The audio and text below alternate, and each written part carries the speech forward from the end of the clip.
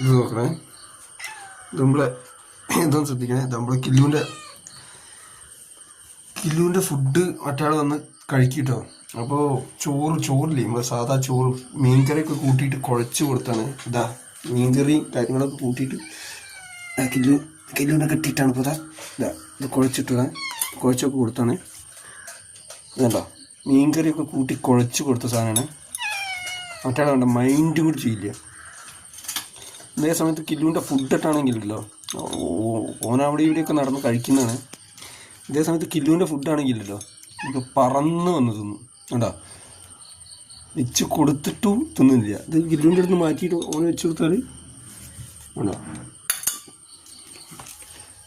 വേണ്ട കഴിക്കുന്നില്ല. ഓനെ വെച്ച് കൊടുത്താണ്. ഇത് നേരെ മറിച്ച് കില്ലുവിൻ്റെ ഫുഡിട്ടാണെങ്കിലല്ലോ മറ്റാൾ വെച്ചേക്കൂല, ഫുള്ളെടുത്ത് തിന്നു. നമുക്ക് നാടൻ പൂച്ചയ്ക്ക് ഇപ്പോൾ ഇപ്പോൾ സാധാ ചോറ് വെച്ച് കൊടുത്തിട്ട് അത് പറ്റുന്നില്ല.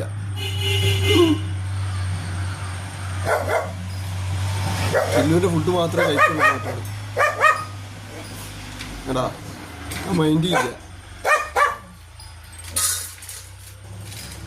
അത് മൈൻഡ് ചെയ്യുന്നില്ല. അതിന് വേണ്ട, മുറുകി നാടൻ ചോറ് വേണ്ട.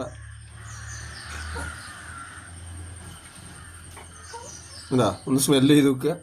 തെറ്റിപ്പോയി, ഫുഡ് കൊടുക്കായിട്ട് തെറ്റിപ്പോയി. അതാണ് അവസ്ഥ.